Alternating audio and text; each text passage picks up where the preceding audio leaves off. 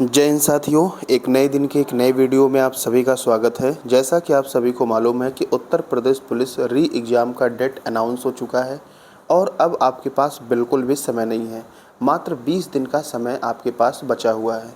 तो हम इस चैनल के माध्यम से आपको हिंदी और जीएस के इम्पॉर्टेंट टॉपिक जो है कवर करवाएंगे, साथ ही साथ मानसिक अभिरुचि को भी कवर करवाएंगे। रीजनिंग और मैथ इस चैनल के माध्यम से नहीं करवाया जाएगा, क्योंकि उसको लिखने के लिए हमारे पास सिस्टम नहीं है। तो यहाँ पर आज जो है हम उत्तर प्रदेश पुलिस को ध्यान में रखते हुए सबसे पहले एक एक टॉपिक कवर करेंगे। हिंदी का यहाँ पर टॉप 100 विलोम लिए हैं और ये वही विलोम हैं जो आपके एग्ज़ाम में आने वाले हैं, इससे बाहर से कुछ भी नहीं आने वाला है। अभी जो आपका 17 और 18 फरवरी को दो शिफ्टों में कुल 4 शिफ्ट में एग्ज़ाम जो संपन्न हुआ था, जो कि निरस्त हो चुका है, उसमें जो भी पैटर्न पूछा गया है वही लेटेस्ट पैटर्न मान के उसी के आधार पर जो है यहाँ पर हम इम्पॉर्टेंट जो है विलोम शब्द लेकर आए हैं।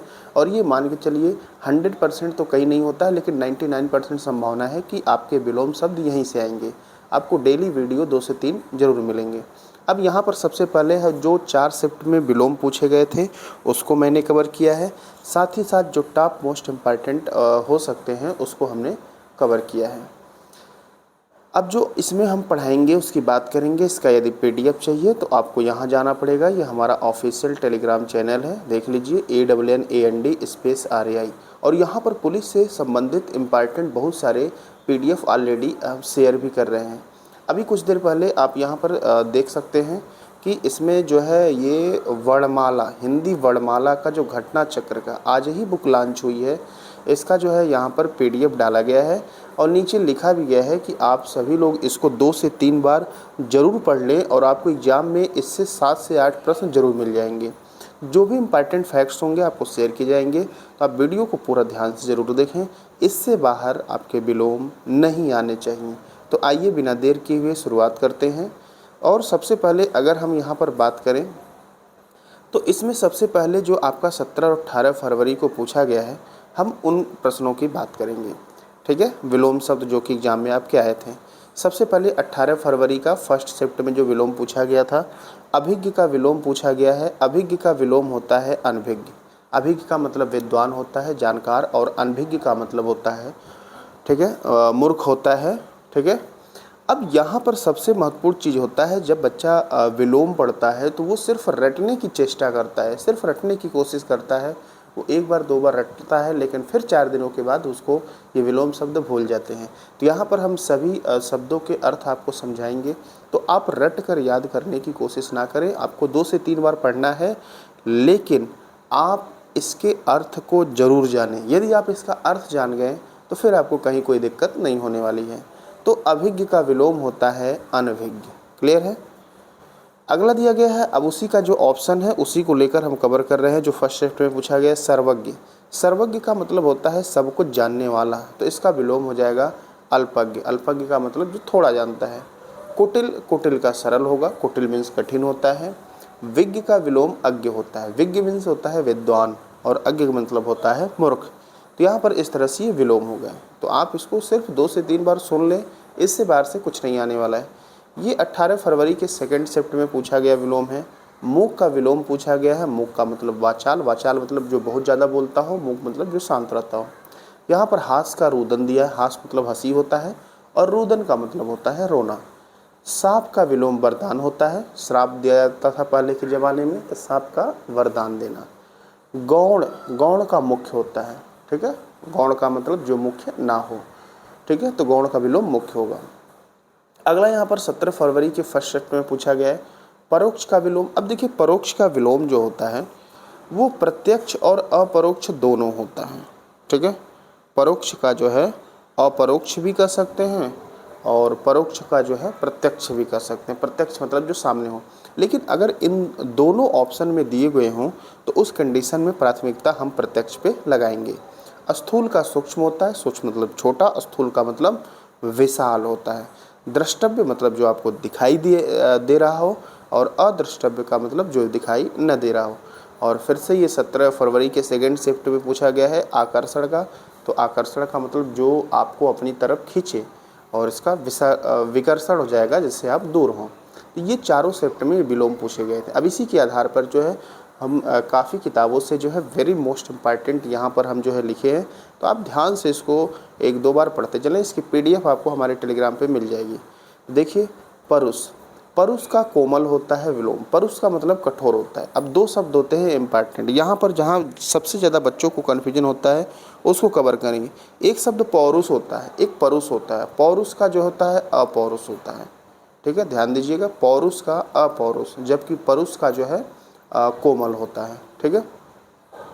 आगे देखिए, कठोर का कोमल, बात वही हो गया। सरल का जो है कठिन होता है, ठीक है। उदय का अस्त होता है, सूर्य उदय होते हैं सुबह, शाम को अस्त होते हैं। तेजस्वी, जिसमें तेज हो, इसका निस्तेज हो जाएगा, जिसमें कोई तेज ना हो।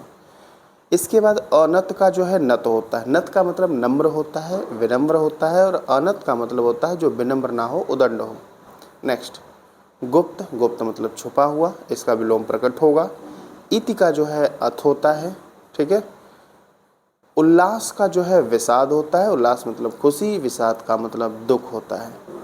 आगे बात करेंगे। अगला, ऋत, ऋत का विलोम अनृत होता है। अब यहाँ पर बच्चे रट लेते हैं, लेकिन इसका अर्थ भी जानना जरूरी है। ऋत का मतलब सत्य होता है और अनृत का मतलब असत्य होता है। नेक्स्ट, अगले की बात करेंगे।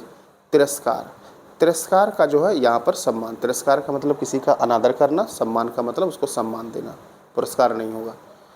प्रछन्न का प्रतिपन्न होता है। प्रछन्न का मतलब बेरोजगारी, आप सुने होंगे। प्रछन्न का मतलब छिपा हुआ, और प्रतिपन्न का मतलब जो सामने हो, ठीक है। विरल का सघन होता है। शीर्ष, तल, तल का मतलब नीचे का, शीर्ष का मतलब ऊपर का। गत, आगत, गत का मतलब जो गया है, और आगत का मतलब आने वाला। सृष्टि का प्रलय, सृष्टि का मतलब सृष्टि वर्तमान में है, प्रलय का मतलब विध्वंस, समाप्त हो जाएगा। अर्जन का व्ययन, अर्जन का मतलब कमाना, व्यय मतलब खर्च करना। वक्र का ऋजु, ठीक है, वक्र मतलब टेढ़ा होता है और ऋजु मतलब सीधा। उग्र का विलोम सौम्य होता है। उग्र का मतलब उदंड, तेज, गुस्सा वाला, और सौम्य का मतलब साम्य होता है, शांत होता है। मुक्त का जो है ग्रस्त होता है। आप किसी चीज़ से मुक्त हो गए, जैसे आपको कोई बीमारी है, आपको ज्वर हो गया, बुखार हो गया, उससे आप मुक्त हो गए, फ्री हो गए। और ग्रस्त का मतलब उससे आप पीड़ित हैं, तो मुक्त का ग्रस्त भी होता है।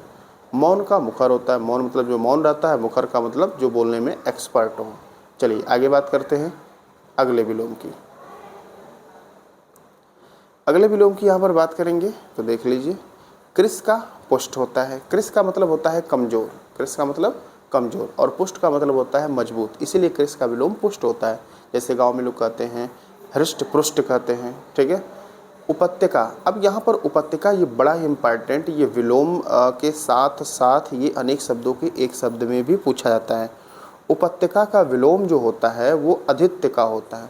उपत्यका का मतलब होता है पर्वत के नीचे की समतल भूमि, और अधित्यका का मतलब होता है पर्वत के ऊपर की समतल भूमि। तो ये नीचे की समतल भूमि है पर्वत के, और ये ऊपर की, तो उपत्यका का विलोम अधित्यका होता है, ध्यान दीजिएगा। एक और शब्द आता है अपत्यका, इसी में ऑप्शन में दे देता है। अपत्यका का मतलब पर्वत के मध्य की भूमि होती है, तो इसका विलोम नहीं होता है, तो उपत्यका का विलोम अधित्यका होगा। विशेष ध्यान दीजिएगा, वेरी इंपॉर्टेंट शब्द है। पृथक का विलोम संयुक्त होगा। पृथक मतलब अलग, संयुक्त मतलब साथ। ग्रामीण का नगर होगा, नगर मतलब वही शहरी। भूगोल का खगोल होता है, ठीक है। इतिहास का भविष्य होता है। इतिहास में हम बीती हुई जो बातें बीत चुकी हैं उसका वर्णन करते हैं। भविष्य मतलब आने वाली बातों की, समय की बात की जाती है। अस्थावर का मतलब, अस्थावर का विलोम जंगल। अस्थावर का मतलब जो स्थिर हो, और जंगम का मतलब जो चलायमान हो। त्याग का भोग, ठीक है, कहते हैं बहुत त्याग करना पड़ता है, और भोग का मतलब भोग विलास कर रहे हैं। उन्मीलन का निमीलन होता है विलोम। उन्मीलन का मतलब होता है आँख का खुलना, और निमीलन का मतलब होता है आँख का बंद होना। तो उन्मीलन का विलोम जो होता है वो होता है निमीलन। धवल, धवल का मतलब होता है स्वच्छ, साफ, सफ़ेद, तो इसका विलोम हो जाएगा, विलोम होगा मलिन। मलिन का मतलब गंदा होता है। कृत्रिम, कृत्रिम मतलब जो इंसान बनाता है, इसका विलोम प्राकृतिक भी होता है, नैसर्गिक भी होता है, और स्वाभाविक भी होता है, ठीक है। तो इसको विशेष ध्यान देंगे। आप प्राकृतिक का लोग बिना देखे समझे नैसर्गिक लगा देते हैं। तीक्ष्ण का मंद हो जाएगा, तीक्ष्ण का मतलब तेज। चिरंतन का नश्वर, ठीक है। चिरंतन का मतलब क्या होता है, जो चिरकाल से चला हुआ आ रहा है, जो कभी समाप्त नहीं होने वाला है। और नश्वर का मतलब जो विनाशकाय है, जिसका जो समाप्त हो सकता है। आगामी का मतलब आगे के समय में आने वाला, और विगत का मतलब बीता हुआ। कुसुम का वज्र होता है, कुसुम का मतलब कोमल होता है, मुलायम होता है, और वज्र का मतलब वज्र की तरह कठोर। आस्तिक का नास्तिक होता है, आस्तिक मीन्स भगवान में विश्वास रखने वाला, नास्तिक का मतलब जो विश्वास ना रखता हो। अधोगामी का ऊर्ध्वगामी, अधोगामी मतलब जो नीचे की तरफ हो, और ऊर्ध्व का मतलब ऊपर की तरफ हो। जागृति का विलोम सुसुप्ति होता है, जागृति मीन्स जागना, सुसुप्ति मीन्स सोना। तुक्ष का विलोम महान होता है, ठीक है। आदृत का विलोम अनादृत होता है, निरादृत होता है या तिरस्कृत, तीनों विलोम इसका होता है। आदृत का मतलब किसी का आदर करना, सम्मान करना, तो इसका विलोम हो जाएगा अनादृत, निरादृत, तिरस्कृत। निषिद्ध, निषिद्ध का मतलब जिसको रोका गया हो, और विहित का मतलब जिसको रोका न दिया गया हो, परमिशन दिया गया हो। वादी का विलोम प्रतिवादी होता है। निंदा का अस्तुति, निंदा का मतलब किसी की बुराई करना, अस्तुति का मतलब प्रशंसा करना। स्वानुभूत, स्वयं की जो अनुभूत होती है उसको स्वानुभूत कहते हैं, और परानुभूत मतलब दूसरे की अनुभूति। श्री गणेश मतलब किसी चीज़ की शुरुआत जो होती है, इसका विलोम इतश्री होता है, समाप्त होता है। ग्राह्य, ग्राह्य मतलब ग्रहण करने योग्य, तो इसका विलोम त्याज्य हो जाएगा। उद्यम का मतलब परिश्रम होता है, तो अगर परिश्रमी जो होता है व्यक्ति, तो उसका विलोम आलस्य हो जाएगा, तो उद्यम का जो है विलोम आलस्य होता है। अब यहाँ पर कुछ विलोम लिंग से संबंधित भी हैं। हंस का हंसनी इम्पॉर्टेंट है, पूछा जाता है, ठीक है। सम्राट का सम्राज्ञी होता है। लेखक का लेखिका, नेता का नेत्री, किशोर का किशोरी, ध्यान दीजिएगा इम्पॉर्टेंट है। शिष्य का शिष्या, वर का वधु, वर मतलब दुल्हा, वधु मतलब दुल्हन। श्रीमान का श्रीमती, प्रिय का प्रिया, चंचल का चंचला, इंद्र का इंद्राणी। भवदीय का विलोम भवदीया होता है। साधु, साधु देखिए ऐसे लिखा जाता है, वर्तनी में भी पूछा जाता है, साधु का साध्वी हो जाएगा। और कवि का कवित्री, कवित्री भी वर्तनी में बहुत बार पूछा गया है। इस तरह से ये आपके मोस्ट इम्पॉर्टेंट विलोम शब्द थे। इसको 2 से 3 बार जरूर आप रिवीजन कर लें। वीडियो अच्छा लगा हो आगे के सेशन के लिए तो आप कमेंट करके ज़रूर बताएं। साथ ही आपके पास जो भी ग्रुप हैं अधिक से अधिक शेयर कर दें। आप जितना शेयर करेंगे, जितना इस पर व्यू जाएगा, उतने ही हम आपके लिए मेहनत करके बेहतरीन से बेहतरीन कंटेंट लेकर आएंगे। पूरा वीडियो ध्यान से देखने के लिए आप सभी का बहुत बहुत धन्यवाद।